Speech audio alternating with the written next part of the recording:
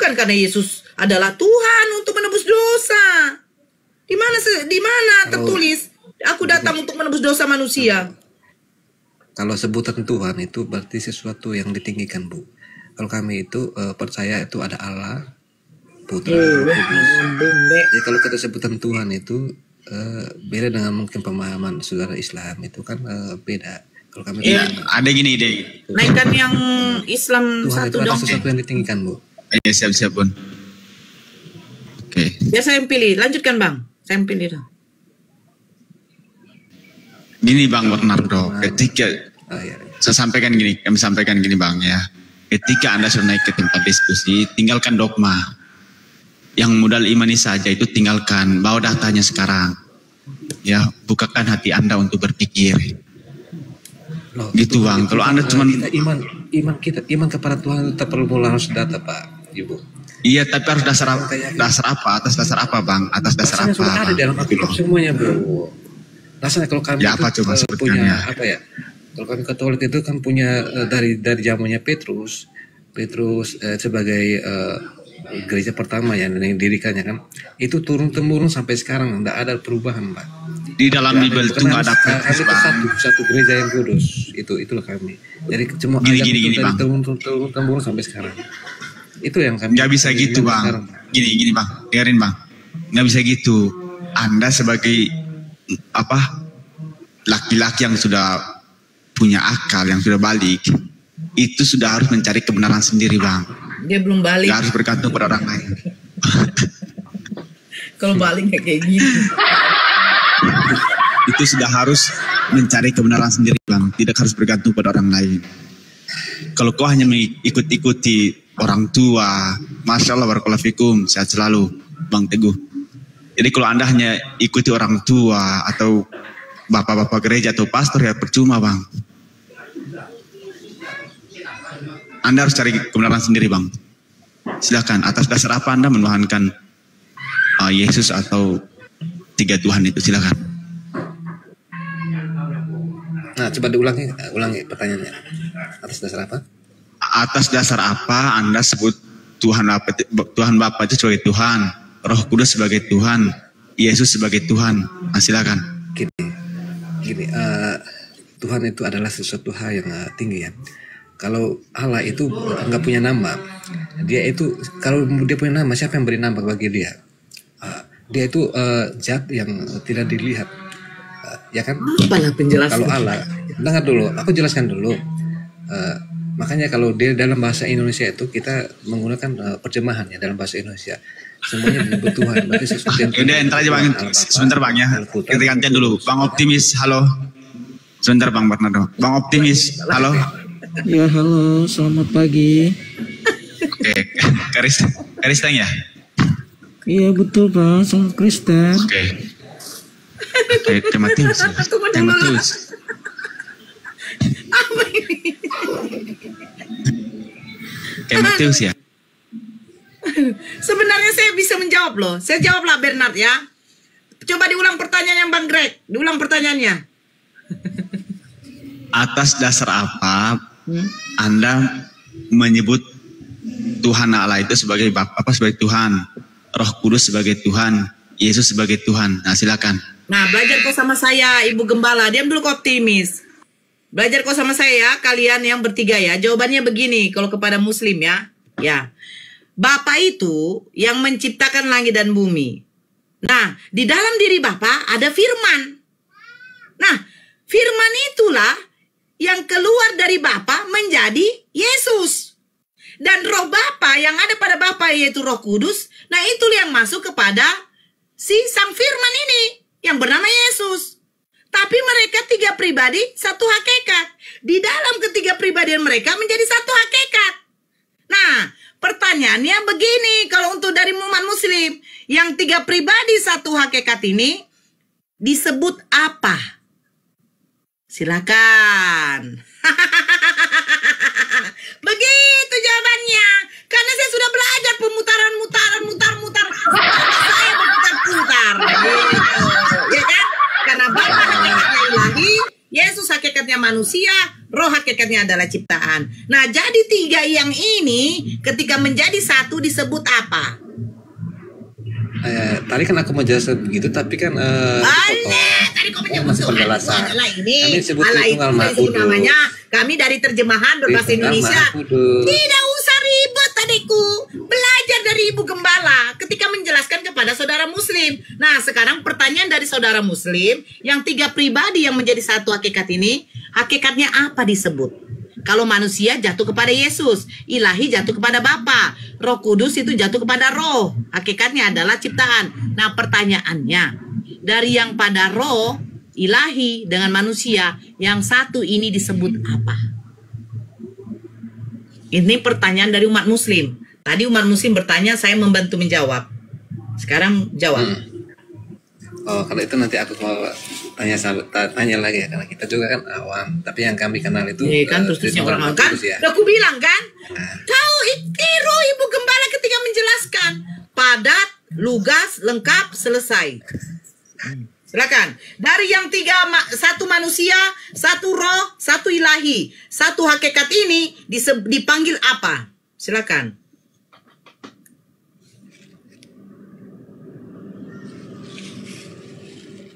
Gara-gara sebotol minuman, akhirnya dia turun. Jeguk-jeguk.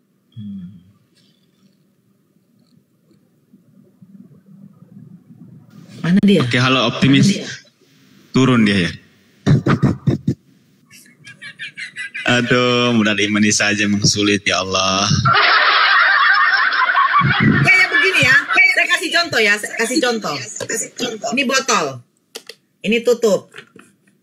Ini ada air. Nah, air tutup botol dengan botol. Nah, pertanyaan saya, yang dari air, botolnya dengan tutupnya, itu disebut apa? Kalau kau bilang botol, ternyata botolnya ada air. Kalau kau bilang air, ternyata ada botol dengan tutup. Kalau kau bilang tutup, ternyata ada botolnya, badannya dengan airnya. Nah, dari yang tiga kau gabung ini, tiga pribadi menjadi satu hakikat, ini disebut apa?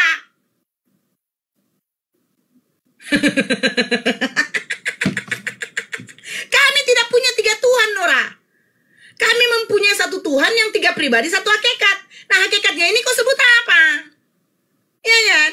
Kalau kau sebut hakikatnya adalah manusia, nah bagaimana Bapa yang adalah hakikatnya ilahi? Bagaimana Roh yang hakikatnya ciptaan? Kalau kau sebut adalah Tuhan, bagaimana Yesus yang hakikatnya manusia? Kau tidak akan bisa. Gak bisa kau membuat tiga pribadi satu hakikat. Akan dikejar-kejar si hakikat ini. Ada penebusan hakikat. Kau ingatnya itu? Di diskusi di mana itu? Penebusan hakikat. Yang ditebus adalah hakikatnya. Silakan optimis. Silakan optimis. Akhirnya ini yang dibawa betul ya. Akhirnya disebut badan yang menampung air, yang memakai tutup.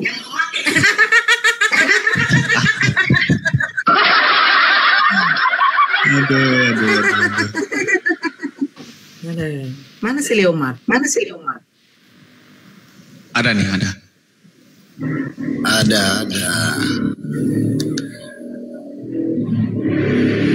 Gimana?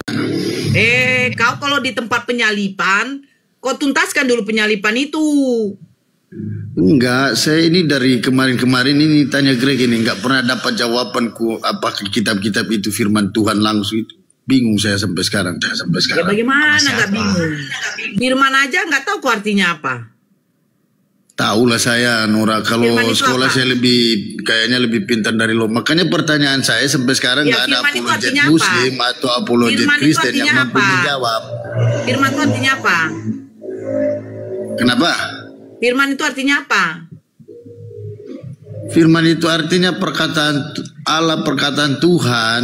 Nah ya Bukan udah, disebut jadi firman. masalahnya apa?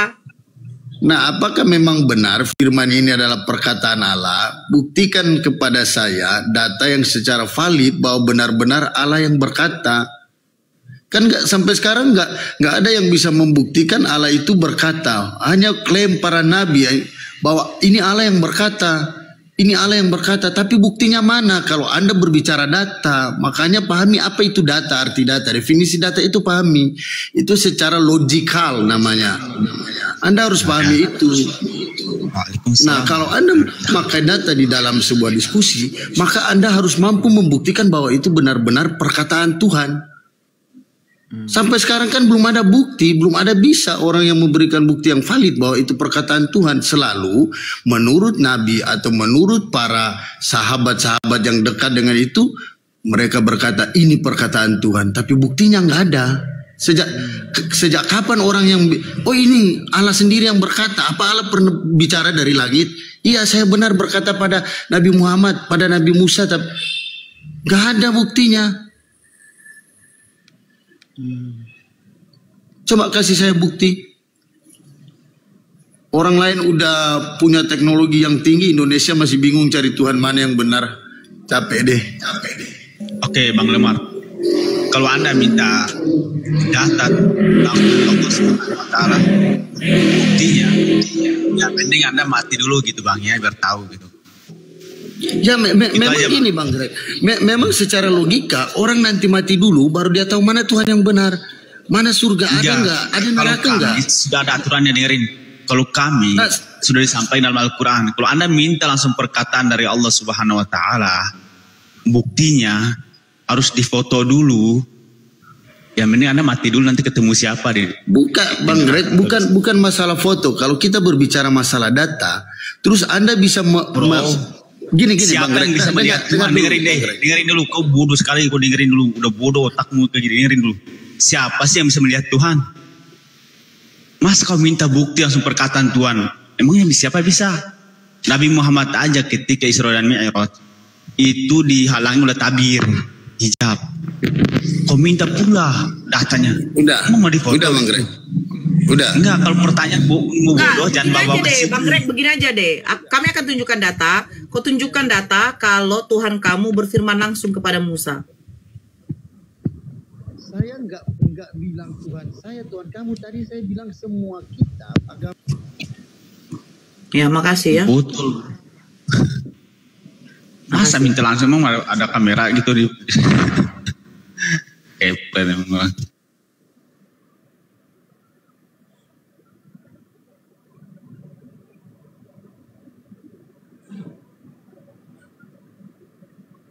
Nih, saya bacakan ya.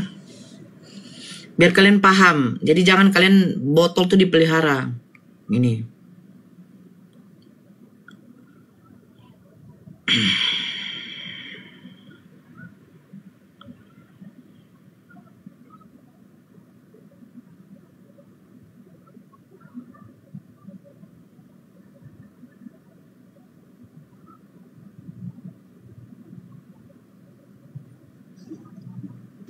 Disapa dulu. Waalaikumsalam warahmatullahi wabarakatuh. Oke Bang Optimis, buka mute-nya. Ya. Oke Bang Patmono, halo, pagi. Turun dia. Oke, Bang Optimis ini dari Katolik apa Protestan Bang? Kristen Bang, Kristen, Protestan. Protestan. Iya Bang. Oke. Di sini dulu temanya itu suka-suka oten lah. Suka-suka oten. Ya. Ini substansinya, orientasinya kemana nih? Ya silakan tentang hukum agama, aturan hukum agama atau ketuhanan, silakan. Siap. Terima kasih. Suka-suka kau lah. Soalnya kalian suka muter-muter kalau kita tentukan tema gitu. Saya juga dari tadi bingung nih, nggak tahu substansinya apa nih yang mau jadi tema dialektika pada pagi ini, karena tadi pertama saya dengar masalah Musa lalu lari ke sini sampai ke sini. Ya itu kan dari saudaramu. Apa namanya tadi ya, menindaklanjuti tadi dari perkataan awal itu. Mungkin ini seperti apa, suatu apa? Orang pertama yang secara eksplisit menghancurkan patung-patung berhala dalam Alkitab atau Bible adalah Abraham, tetapi tidak secara eksplisit tertulis dalam Alkitab atau di dalam kitab Kejadian. Kita itu Berarti benar kan? Berarti benar kan? Nah, Ya, kenapa ya saudara benar. Kristen Kisah ini berasal dari tradisi Yahudi, khususnya dalam literatur Midrash dan Talmud, bukan dari teks kitab suci atau Alkitab dalam bahasa Ibrani maupun Perjanjian Lama secara langsung. Namun dalam teks asli yang di kanon tokoh pertama yang menghancurkan berhala secara langsung disebut adalah Musa. Nah, padahal Abraham sudah ada kan? Ya, tradisi Yahudi, Abraham sumber ini kita ngambil dari tradisi Yahudi ya, sumber Midrash Bereshit Rabbah 38 ayat 13. Di situ membahas tentang kisah Abraham menghancurkan patung-patung berhala milik ayahnya Terah. Ia juga sangat konfrontasi langsung dengan Raja Nimrod tentang penyembahan berhala itu. Memang tidak tertulis langsung dalam Kejadian, tetapi secara tidak langsung didukung oleh tindakan Abraham yang meninggalkan penyembahan berhala dan mengikuti Tuhan, atau yang dikenal sebagai Tetragrammaton YHWH. Itu kira-kira kalau dari saya tadi menindaklanjuti pertanyaan dari Kalau Bunda Nora. seandainya kayak yang seperti kau bilang, tidak akan terlalu panjang perdiskusian. Tapi masalahnya, saudara-saudara Kristen ini, sebagian ini tidak pernah mau menerima data yang kita tunjukkan. Itu herannya. Kecuali kita tidak nunjukkan data, silakan tidak terima. Tapi yang saya baca itu nunjukkan data, dan mereka tidak mau terima.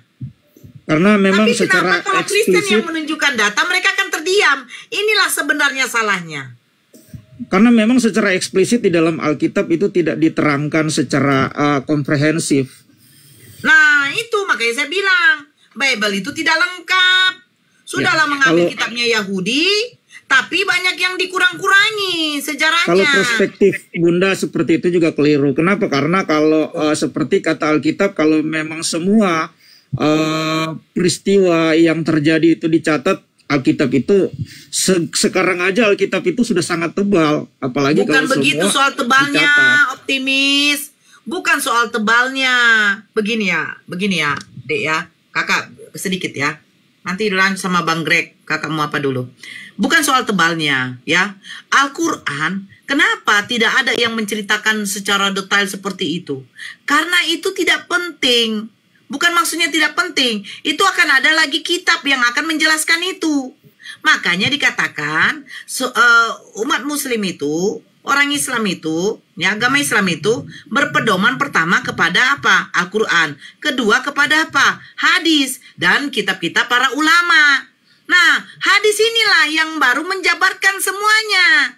Kan tadi kalian katakan, kalau nanti diterangkan semua Bunda akan menjadi tebal. Makanya orang Yahudi ada kitab tafsir. Selain dari kitab tanahnya. Ada ini, ada Talmud salah satunya. Nah, itu yang menjelaskan semua penjabaran di kitab intinya, yaitu kitab tanah. Sama seperti Al-Quran. Menjelaskan bagaimana cara gerakan sholat. Menjelaskan kenapa yang disurupakan dengan Nabi Isa itu siapa. Menjelaskan bagaimana siapa istrinya Nabi Adam. Semuanya itu akan ada kita temukan di dalam suatu riwayat hadis. Begitu. Nah, terus apa poin di dalam Al-Quran? Poin di dalam Al-Quran itu yaitu menjelaskan tentang hukum-hukum syariat, larangan, aturan di dalam Islam. Bagaimana manusia ke manusia, bagaimana manusia ke Tuhan. Nah, kitab Perjanjian Lama, itu kitab orang Yahudi itu loh. Tapi cerita tentang bagaimana sejarah bangsa Israel, kenapa tidak dilengkapi? Sehingga jadi blunder kayak begini. Akhirnya kita mencari apa? Mencari datanya di catatan orang Yahudi. Karena catatan orang Yahudi lah yang lengkap menjelaskan tentang bagaimana sejarah orang-orang Bani Israel. Gitu maksud saya optimis. Kalau dimasukkan nanti di dalam Alkitab Kanora, nanti Alkitab itu tebal kali. Nah, makanya di dalam Islam ada yang namanya hadis yang menjelaskan semua bagaimana yang ada di dalam Al-Quran.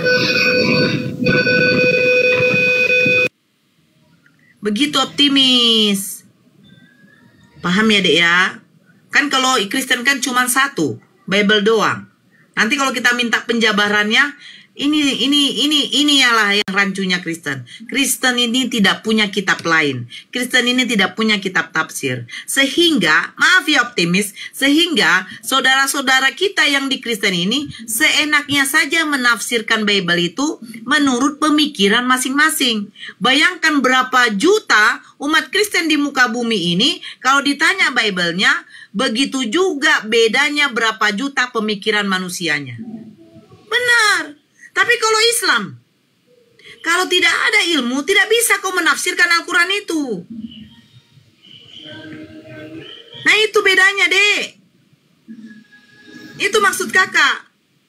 10 Kristen di room ini, 8 Kristen, kalau kita tanya, itu berbeda-beda pemikiran mereka. Itu maksud kakak. Karena apa? Karena tidak ada kitab Kristen untuk menafsirkan. Bagaimana Kristen mau mengeluarkan kitab tafsiran sementara Bible kalian sudah menggunakan bahasa Indonesia? Yang namanya ditafsirkan itu dari bahasa original ditafsirkan ke bahasa, penjelasannya ke bahasa Indonesia. Al-Quran original, kitab tanah original. Nah Bible bahasa Indonesia apa yang mau ditafsirkan? Bapa yang mengutus aku, suaranya tidak bisa kau dengar, rupanya tidak bisa kau lihat. Jelas, berarti fix. Yesus mengatakan, Yesus itu hanyalah utusan yang menjelaskan bahwa Tuhannya dia tidak bisa dilihat dan suaranya Tuhannya tidak bisa didengar. Bagaimana kau mau mengeluarkan tafsiran itu? Kan begitu, udah berbahasa Indonesia. Aku dan Bapa adalah satu. Satu apa? Pasti kalian akan mengatakan satu keilahian. Dari mana tafsiran kalian itu? Tidak bisa kalian keluarkan. Berarti kalian menafsirkan sesuka hati kalian. Sebab ada Yesus mengatakan, aku melakukan pekerjaan Bapakku. Apa yang kamu lihat, itulah pekerjaan Bapakku yang aku tunjukkan kepada kalian. Karena ada Yesus mengatakan seperti itu. Berarti kalau kami berasumsi, karena tidak ada kitab tafsir kalian, berarti boleh dong kami mengatakan bahwa aku dan Bapa adalah satu. Satu apa? Satu misi.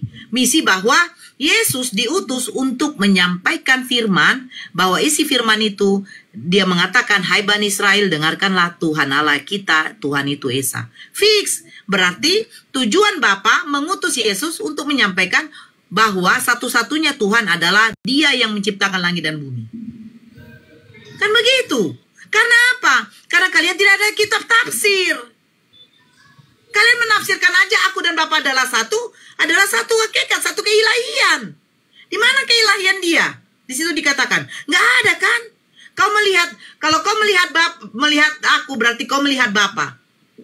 Jadi karena melihat Yesus berarti melihat Bapa, berarti wajahnya Bapa seperti Yesus. Bapa berambut panjang, Bapa hidungnya mancung. Kan jadi kayak begini pemikiran, karena nggak ada apa? Karena tidak ada kitab tafsir. Begitu, Bang Optimis. Ya bukan soal masalah tebal atau tidaknya. Cobalah membilangkan Elai, jangan dirubah, jangan diterjemahkan deh pakai bahasa Indonesia. Biarkanlah bahasa original. Biar ada ilmu kami untuk mempelajari bagaimana apanya ya, disiplin ilmu apa untuk menafsirkan original bahasa Yunani ke bahasa Indonesia. Begitu. Kalau karena kami ada disiplin ilmu untuk menafsirkan Al-Quran, setidaknya menguasai 15 ilmu. Nah itu, begitu deh. Ya silakan, Bang Greg, monitor dong. Oke, siap. Ya lanjut dulu ya, saya apa? Oke, siap.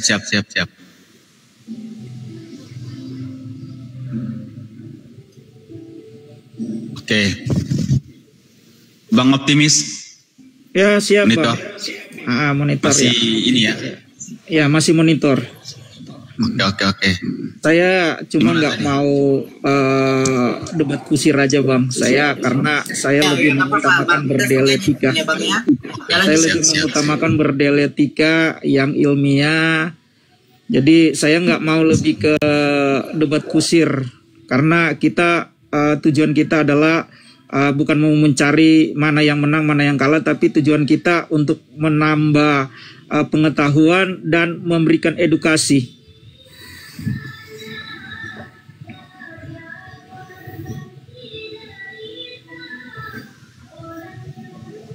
Ada yang mau ditanyakan? Iya, Bang Optimis silakan Bang. Saya begini deh ya, saya yang panggil Abang. Begini ya deh ya. Ketika kamu membuka data yang menurut dari apanya catatan Yahudi, saya setuju gitu loh. Karena apa? Ayolah. Kalau kamu hanya berdiskusi berlandaskan dari Bible, yang kita tahu Perjanjian Lama adalah kitabnya orang Yahudi yang menggunakan bahasa Ibrani, jangan lelah gitu loh. Cari dari sumber yang lain. Kan begitu. Saya akan terima gitu loh. Tapi kalau hanya asumsi ya ini begini ya ini begitu, mana datanya?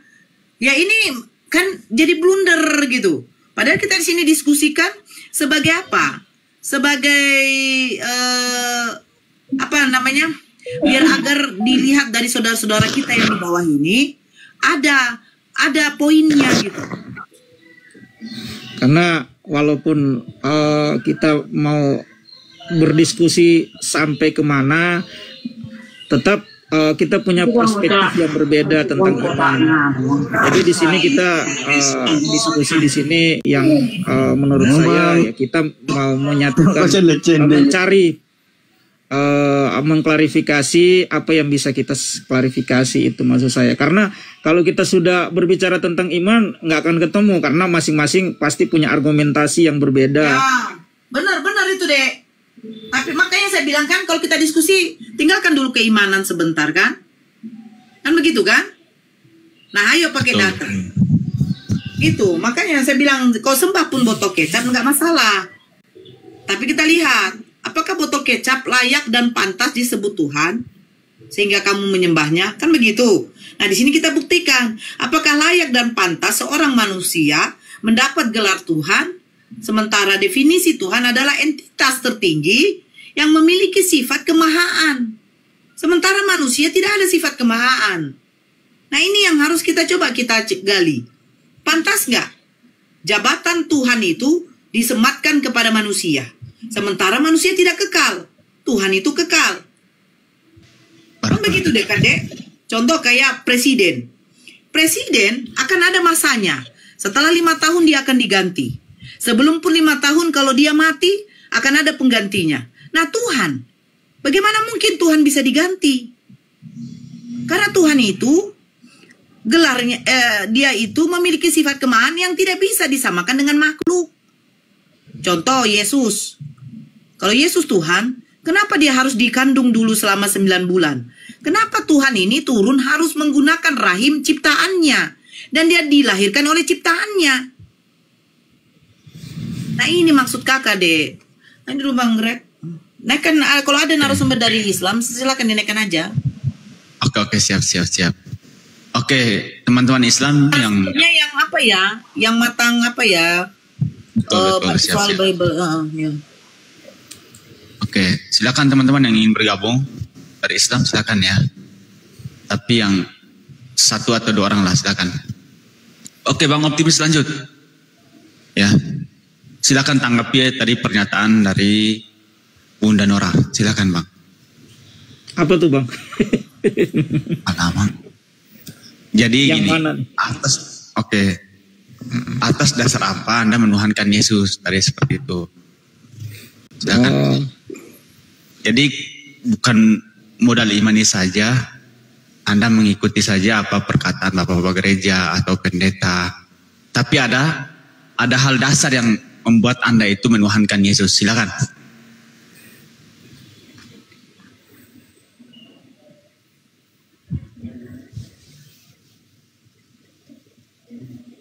Silakan, Bang. Halo? Halo Bang Optimis. Alamak. Kedengaran nggak ya suara saya? Siap Bang. Siap. Sorry. Sorry tadi jauh dari perang. Iya. Oh iya, gimana? Jadi gimana maksudnya gimana nih? Oke. Atas dasar apa Anda menuhankan Yesus? Silakan. Asar dasar apa Anda menuhankan Yesus? Terlalu banyak dasarnya, Pak. Kalau dari saya pribadi, dari kacamata saya, tentunya begini, Bang. Tentunya kan kita orang yang punya diberikan akal, diberikan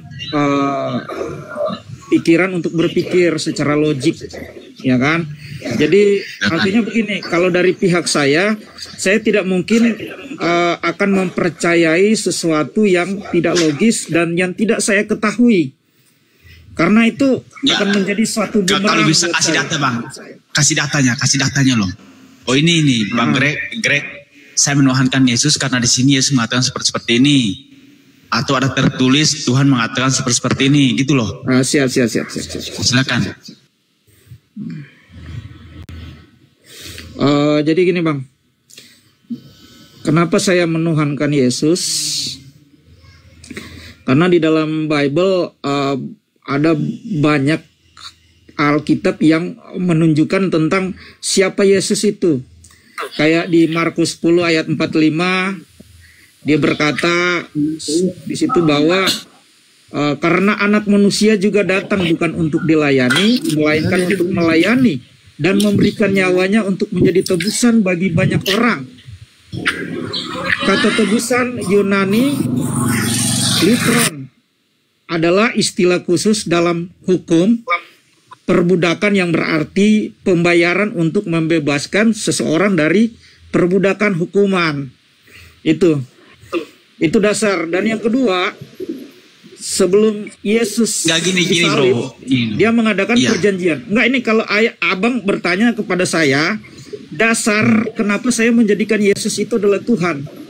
Yang pertama bahwa Yesus dengan secara eksplisit dia berkata bahwa dia memberikan nyawanya menjadi tebusan bagi banyak orang. Itu terdapat di dalam Markus 10 ayat 45 bahwa di situ Yesus secara eksplisit berkata bahwa dia datang untuk memberikan hidupnya menjadi tebusan bagi banyak orang.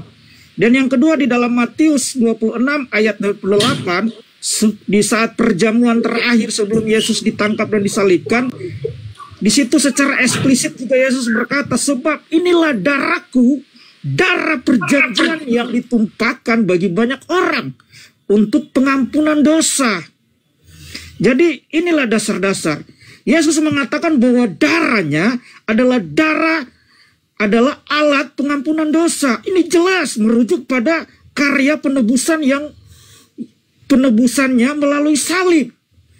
Terlalu banyak di dalam Yohanes 10 ayat yang 11, aku adalah gembala yang baik memberikan nyawanya bagi domba-dombanya.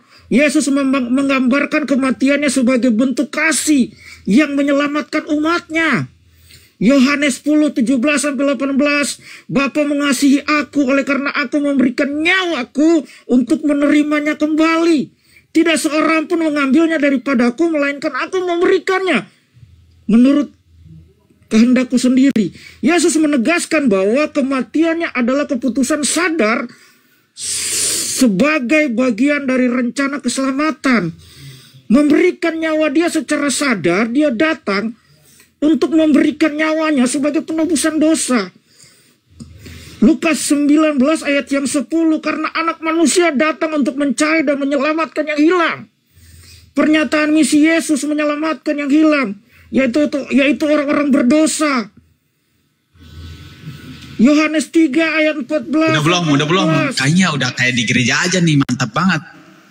Ya, ini kan kalau abang bertanya nih dari perspektif saya. Makanya saya katakan tadi, saya sebagai orang yang yang diberikan hikmat, pengertian, nggak mungkin saya menuhankan batu, menuhankan sesuatu yang tidak saya selidiki, yang tidak saya ketahui. Lalu udah belum? saya langsung Masih. menuhankan dia. Saya bukan orang yang bodoh. itulah maksud saya penekanannya di sini. Ketika abang bertanya kenapa saya menuhankan Yesus. Jadi kembali lagi saya berkata, saya orang yang kritis, saya bukan orang yang bodoh.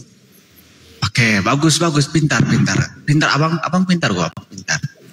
Saya nggak membodohkan abang kok. Oke. Ya itu kira-kira, maaf nih bang ya, ini kan dari abang kan bertanya alasannya kenapa saya menuhankan Yesus. Karena saya menyelidiki, saya mempelajari, saya mencari tahu kebenarannya siapa itu Yesus. Siapa itu sosok Yesus. Terlalu banyak ayatnya bang, kalau abang mau bertanya alasan kenapa saya menuhankan Yesus. Iya.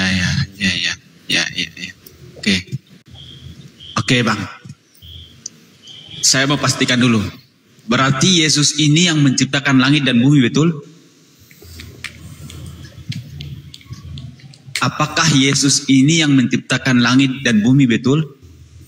Yohanes 1 ayat 3 bang.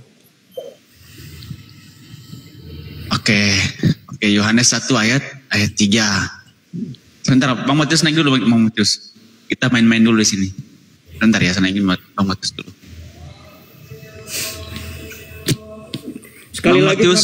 Sekali lagi kita diskusi ilmiah, jangan tantrum. Ya, saya nggak mau debat kusir. Saya hanya menanggapi. Saya yang penting jujur bang. Saya hanya menanggapi perkataan Anda tadi. Ketika Anda bertanya mengenai kenapa, apa dasar atau esensi saya menuhankan Tuhan, maka saya menjawab dengan data yang ilmiah. Iya, saya nggak salahkan kok. Jadi jangan tantrum. Sekali lagi saya tidak mau debat. Saya nggak tantrum. Saya nggak tantrum kok. Saya itu orangnya suka ketawa. Cuman kalau nggak jujur tuh saya suka emosi kadang gitu. Nggak jujurnya, maaf. Ini kan abang sudah memframing. Tidak jujurnya dari mana nih bang? Kan gini, nanti kalau nggak jujur. Dari perkataan saya yang abang serap tadi, yang abang dengar, sehingga abang memberikan kesimpulan bahwa saya tidak ada kejujuran. Dari mana abang bisa bernarasi seperti itu? Sebentar. Jangan di situ bang. Kita kembali ke konteks, ke pokok. Alasan abang kenapa mendiskredit, mengeluarkan statement, bernarasi bahwa saya berbohong. Alasannya apa? Saya nggak bilang Anda bohong kan? Enggak, saya mau tanya. Kan Anda bohong kan? Ya, tadi saya bilang Anda bohong nggak?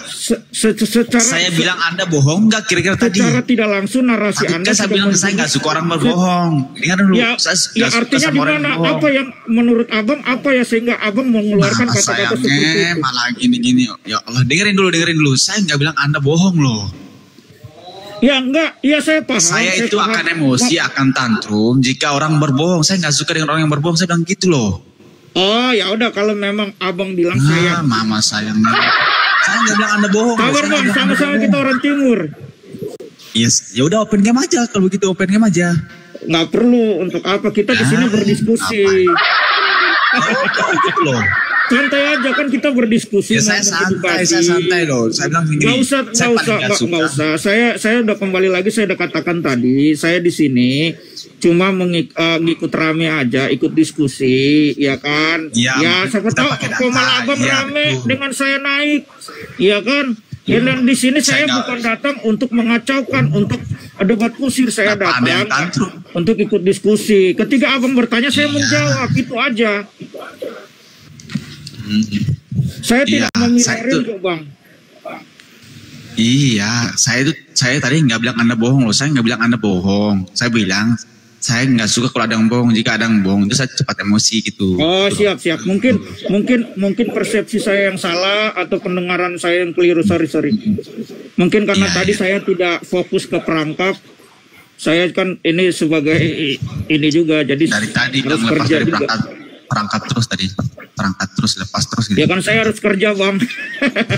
Ya udah, oke. Dengerin bang ya, saya kasih tahu Anda ya. Tadi kan kata Anda Yesus memberikan kan, berarti Yesus ini memberikan kepada siapa? Silakan langsung aja dijawab. Yesus memberikan kepada siapa? Semua orang yang mau menerima Dia sebagai Tuhan dan Juru Selamat. Oh, berarti Dia menembus dosa. Nyawanya itu diberikan kepada siapa nyawanya itu loh? Diberikan untuk sebagai penebusan dosa, dan itu diberikan kepada semua orang yang menerima. Sehingga ketika kita menerima Yesus sebagai Tuhan dan Juru Selamat, Allah Bapa tidak melihat lagi kita, tetapi dia melihat kepada Yesus yang sudah menjadi tebusan. Udah berarti kepada manusia yang percaya kepada dia ya. Betul ya? Oke, yang kedua. Coba abang pahami pasal ini ya. Kata Yesus dalam Yohanes 17:3 dikatakan di situ. Inilah hidup yang kekal, yaitu mereka mengenal Engkau satu-satunya Allah yang benar. Engkau ngomong dulu Bang ya, ngomong dulu sebentar, saya sambil ngerjain sesuatu dulu. Ngomong dulu. Jangan jauh, jangan jauh ya, jangan jauh. Nanti alasan lagi jauh. Ya, jangan jauh. Assalamualaikum warahmatullahi wabarakatuh. Waalaikumsalam warahmatullahi wabarakatuh. Oke, satu aja Bang Gofur ya, nanti Bang Gofur masuk. Lanjut. Oke. Dalam Yohanes 17:3 dikatakan Bang Optimis, dikatakan di situ, inilah hidup yang kekal, yaitu mereka mengenal Engkau satu-satunya Allah. Engkau ya, bukan aku ya. Waalaikumsalam warahmatullahi wabarakatuh. Bukan saya ya, tapi Engkau. Artinya Engkau berarti dia. Ya, ada orang yang ketiga. Perhatikan itu, Engkau. Berarti di situ siapa? Allah. Engkau Allah satu-satunya Allah yang benar, dan mengenal Yesus Kristus yang Engkau utus. Nah, di sini siapa mengutus Yesus? Yang mengutus Yesus adalah Sang Sumber. Siapa itu? Bapa. Oke, silakan Pak. Silakan Pak. Berarti di situ ada dua pribadi. Halo Pak. Jauh dia. Halo Pak. Nah. Oke, kita lanjut lagi. Kemudian dalam Markus 12:29 di situ dikatakan bahwasanya inilah hukum yang terutama. Inilah hukum yang terutama, yaitu dengarlah hai Bani Israel, Tuhan Allah kita, Tuhan itu Esa, Tuhan itu satu, nggak ada lagi yang lain. Kemudian dikatakan dalam Matius, Assalamualaikum warahmatullahi wabarakatuh. Waalaikumsalam warahmatullahi wabarakatuh. Dalam Matius 11:25 dikatakan di situ bahwasanya Yesus berdoa kepada Bapaknya, aku bersyukur kepada Bapa Tuhan langit dan bumi. Halo Pak Matius. Oke, kita lanjut dah.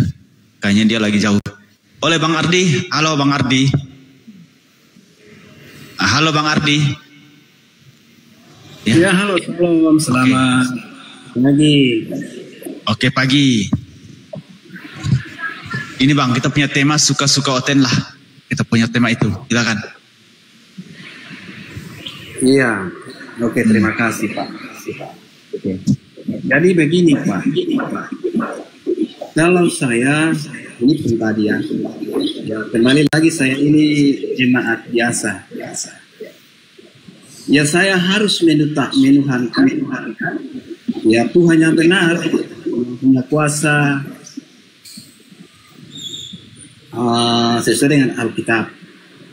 Nah, saya tidak akan mungkin mengikuti hal-hal yang tidak masuk akal menurut saya Pak ya. Tidak masuk akal. Contoh Pak, ketika saya mau mengikuti seseorang, ya saya harus tahu bahwa dia betul-betul orangnya tulus, benar, ya baiklah pokoknya begitu. Nah, ketika saya mau mengikuti orang yang menurut saya tidak benar, contoh, dia banyak melakukan sesuatu yang tidak benar menurut saya, seperti dia pencuri kan misalnya, pesina, moral, dan lain-lain. Ya pasti saya tidak ikut. Kenapa? Saya sudah paham, saya sudah tahu bahwa apa yang diajarkan pasti tidak benar. Nah, kenapa saya mengikut Yesus? Terus terang, sekalipun Anda mengatakan bahwa Yesus itu ya bukan Tuhan, karena kok manusia jadi Tuhan. Udah Bang, jangan udah langsung ke intinya aja. Saya meyakini sekarang bahwa Yesus itu adalah Tuhan yang benar. Kenapa? Dia mengajarkan saya satu ajaran yang saya tidak bisa abaikan. Apa? Tidak mungkin saya sangkal adalah kasih. Tidak gini, ada Bang, ajaran. Kalau abang cuma mau ini, bahkan Yesus mengorbankan nyawanya demi kasih. Gini bang, Sebentar bang. Kalau anda cuma modal itu doang, nggak ada data, mending abang sembah aja kayu sekalian. Ya. Masa jalan panjang banget. Langsung Oke, tunjukkan gini. buktinya aja, datanya langsung tunjukkan. Silakan. Bang. Oke, izin Bang Saya akan Ardi, Bang tunjukkan Greg. data-datanya, buktinya bahwa Yesus adalah Tuhan. Ya itu tadi Pak, dia melakukan, dia mengajarkan kebenaran, termasuk kasih. Kasih ini Pak, kalau kita telusuri, Waalaikumsalam kasih ini warahmatullahi adalah wabarakatuh. Tuhan. Waalaikumsalam warahmatullahi wabarakatuh. Dan Tuhan. Pak, izin saya potong ya, karena mungkin yang Anda maksudkan intinya pada poinnya adalah ajaran tentang kasih. Sebenarnya gini Pak. Kemudian kedua, bukti-bukti bahwa Yesus adalah Tuhan yang ada di atas. Ya udah lanjut. Ketika Thomas melihat Yesus bangkit, dia berseru, Tuhanku dan Allahku. Dia tidak menyangkal dia. Kemudian Ibrani 1 ayat 18. Tetapi tentang anak, dia berkata, tahtamu ya Allah akan tetap selama-lamanya, dan tongkat kerajaanmu adalah tongkat kebenaran. Kemudian Sudah. Roma pasal 10 ayat 9. Sebab jika kamu mengaku dengan mulutmu bahwa Yesus Saya tanggapin sedikit, izin Bang percaya Gus, dalam sedikit aja. hatimu Lanjut. Allah Ya. telah membangkitkan dia dari antara orang mati, maka aku Terlalu panjang pembualan yang kulakukan. Ya, dengarkan saya Pak. Saya tidak mungkin mengikuti orang yang tidak saya kenal. Sejak kapan kau kenal Yesus Pak? Saya juga tidak pernah melihat baginda Rasulullah. Kan begitu? Kan kau juga tidak pernah melihat Yesus. Bagaimana bentuk Yesus? Ya kan? Diam dulu, saya akan menjelaskan. Kau kan udah banyak kali lebar. Waalaikumsalam warahmatullahi wabarakatuh. Dengarkan saya dulu, ya. Kalau kamu mengatakan saya tidak mungkin mengikuti orang, salah satunya mencuri. Saya tadi dengar begitu. Salah satunya juga berzina. Ya kan? Nah, ini saya bilang, kenapa Kristen ini tidak pernah mau mencari data yang lain? Bagaimana ya kalian menyerang pernikahan baginda Rasulullah sebagai suatu perjinahan poligami beliau? Kalian menyerang pernikahan baginda Rasulullah kepada Siti Aisyah sebagai pedofilia. Nah, tapi kalian tidak pernah mau mencari tahu, ada nggak yang pernah berselisih paham atau menyerang baginda Rasulullah pada waktu zamannya baginda Rasulullah tuh dengan pernikahan beliau? Nggak ada. Sudah berapa kali diterangkan kepada saudara-saudara Kristen. Pada zamannya baginda Rasulullah, sebelum pun Nabi Muhammad diutus sebagai seorang nabi, ya, istri-istri para raja-raja dahulu, ya, itu bukan berjumlah 11, 12, 13, 14, 15, 16, 17. Ratusan. Belum istri, belum gundik. Baginda Rasulullah tidak pernah memiliki gundik. Semua perempuan itu dinikahi. Sah. Dan tidak pernah menjadi polemik besar di zamannya Nabi Muhammad karena menikahi Siti Aisyah. Ayahnya Siti Aisyah itu adalah pemuka. Terkenal itu, sama seperti siapa? Kakeknya Nabi Isa. Kakeknya Nabi Isa Ali Imron itu bukan sembarang orang. Makanya betul yang dikatakan Al-Quran. Nabi Isa itu dimuliakan karena dari keluarga yang mulia. Paham kok ya? Yesus, siapa kakek neneknya dari Bunda Maria? Gak dikenal. Kalian ambil dari silsilah Yusuf. Sementara Yusuf bukan ayah biologisnya Yesus. Tolong ya. Kalian sekali lagi Kristen, kalau kalian menyerang karena pernikahan baginda Rasulullah, kau tunjukkan sama saya batas umur perempuan yang boleh menikah menurut Bible itu umur berapa? Satu dulu.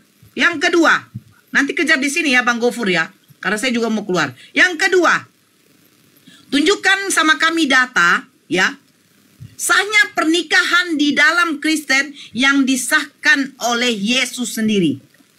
Ya. Kalau kami jelas syariat-syariat pernikahan di dalam Islam itu ada syarat-syaratnya. Kalau salah satu tidak terpenuhi, tidak sah itu.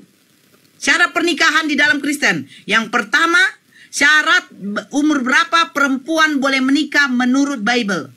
Yang ketiga, kau mengatakan tadi bahwa kalau orang itu saya tidak akan ikuti kalau mereka mencuri. Nah, kau lupa di dalam Bible-mu. Yesus mengambil keledai tanpa permisi. Itu kelakuan satu. Yang kedua, di dalam Bible-mu, kalau memang Yesus Tuhan, heran, ada Tuhan yang tidak tahu kapan musimnya pohon ara.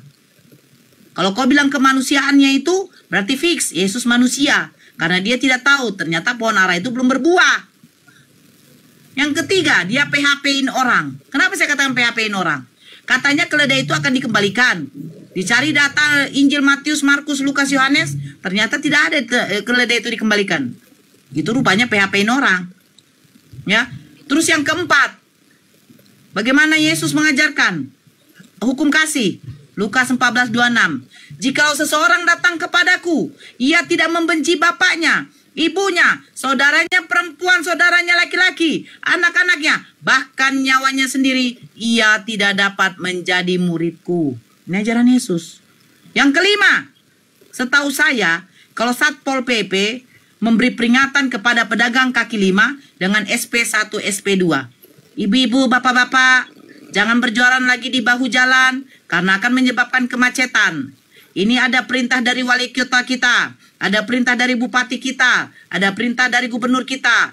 Tempat untuk pedagang kaki lima sudah ditempatkan di pasar, bukan di bahu jalan. Peringatan dulu. Kalau yang kedua, diperingati lagi. Yang ketiga, diangkut barang dagangannya. Ini enggak. Tiba-tiba datang dia ngapain? Diporak-porandakan tanpa ada SP1, SP2. Ajaran kasih apa ini? Datang Ardi, ya, menaruh motornya di depan halaman orang, tapi ketika orang itu tidak terima, dihancurkannya langsung motornya si Ardi. Kau terima enggak? Ya enggak lah. Kenapa Bapak nggak ngasih tahu dulu kalau saya tidak boleh parkir di halaman Bapak? Kan pasti kok ngomong gitu kan? Kalau memang Yesus ngajarkan kasih, harusnya dikasih peringatan dulu. Hai pedagang merpati, yang berdagang penukar duit, yang kalian jadikan tempat ibadahku sarang penyamun.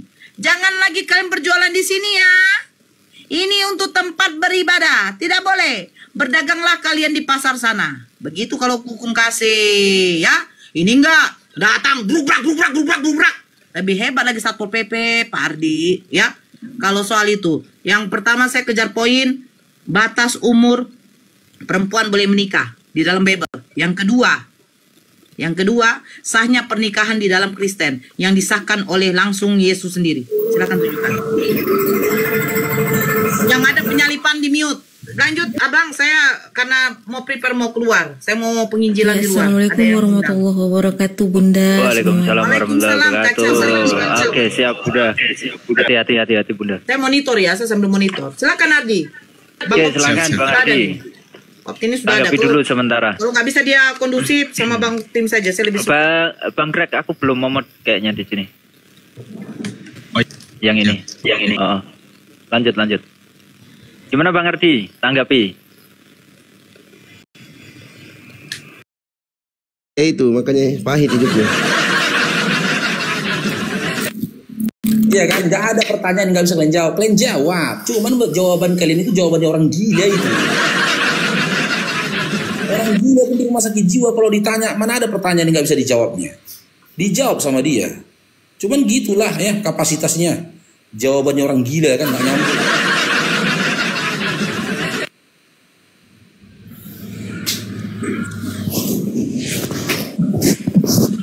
Ya, assalamualaikum, Bunda Nita. Bunda Nita. Oh, Bunda Nita. Oke, kita naikkan yang lain ya. Ada Ocha. Ya, assalamualaikum, Bang Bejo. Assalamualaikum warahmatullahi wabarakatuh. Waalaikumsalam.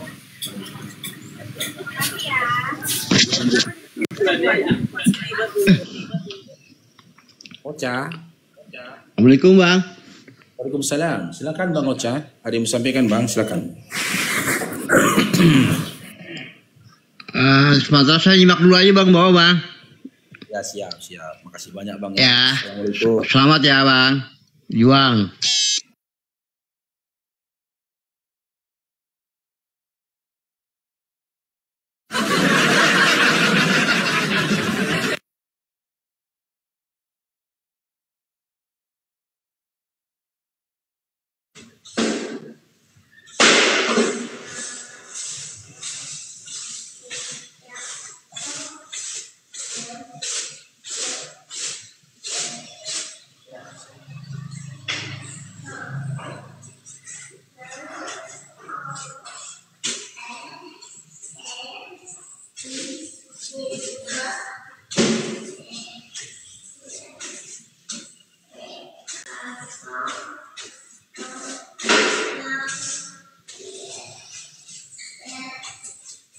Jahira.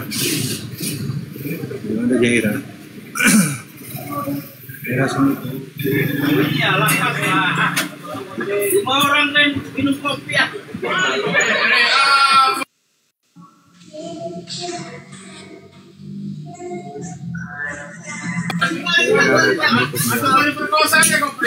Gua mau nggak?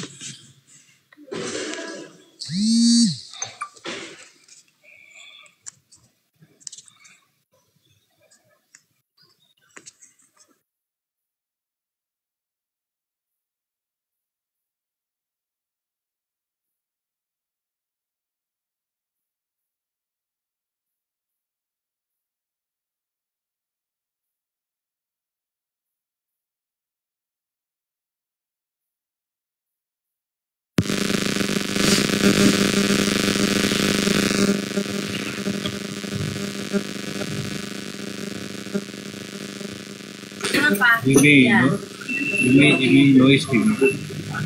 Halo, selamat monitor.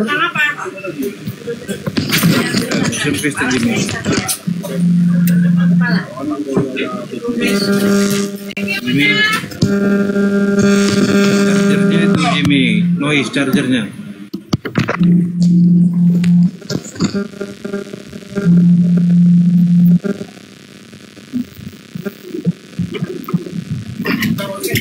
Jimmy chargernya noise Jimmy. Kamu chargernya. Ya, monitor. Islam Kristen Jimmy. Oke, ya, Kristen. Oke.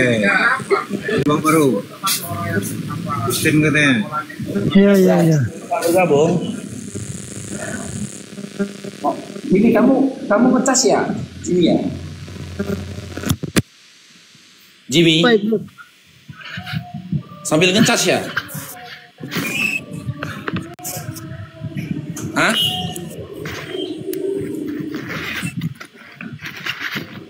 Kamu sambil ngecas, Jimmy?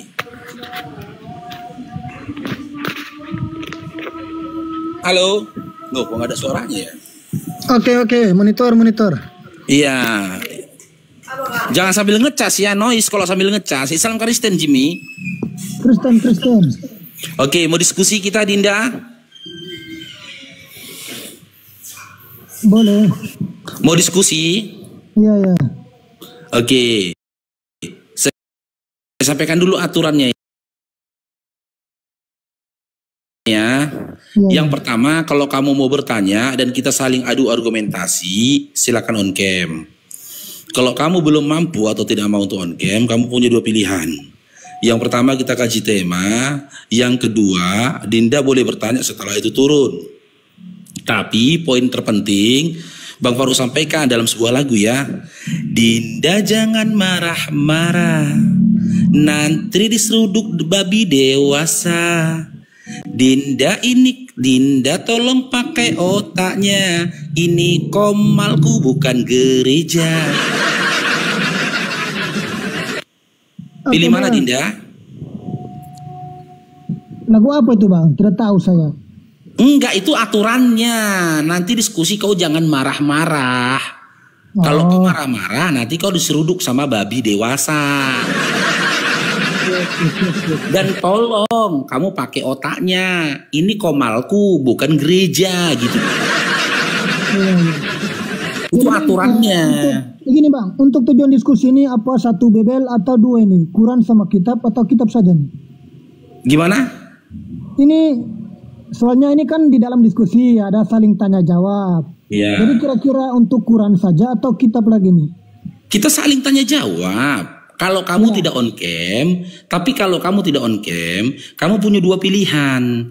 Kita kaji temanya atau kamu bertanya setelah itu turun. Kalau kita kaji temanya, nanti kan terjadi diskusi nih. Di tengah-tengah diskusi kamu boleh mirroring gitu loh. Bertanya balik ke Bang Faruknya gitu loh. Oke, baik. Pilihannya mana? Kaji tema. Oke, kaji tema. Mustahil Bible menjawab pertanyaan.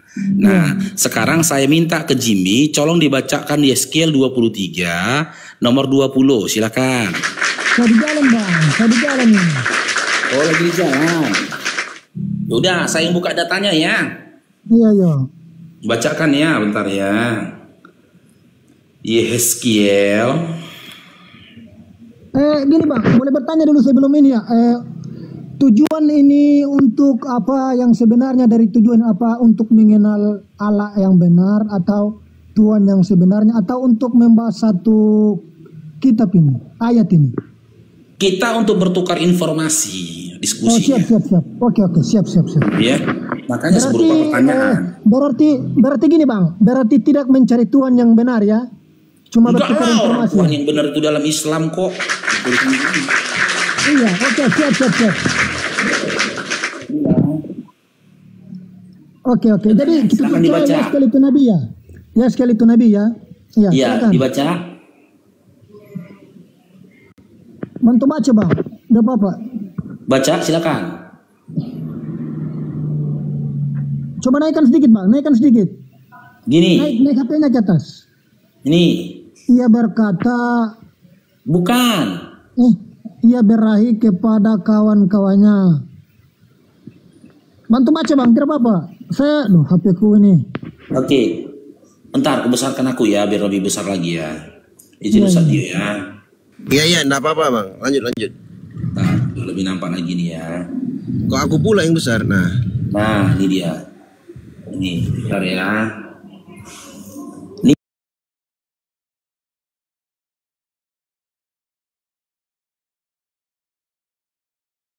Nih, baca. Udah besar kali nih loh. Ia berakhir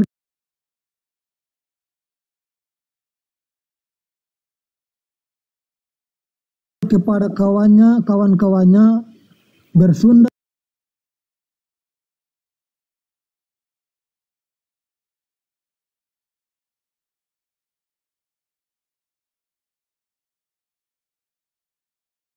yang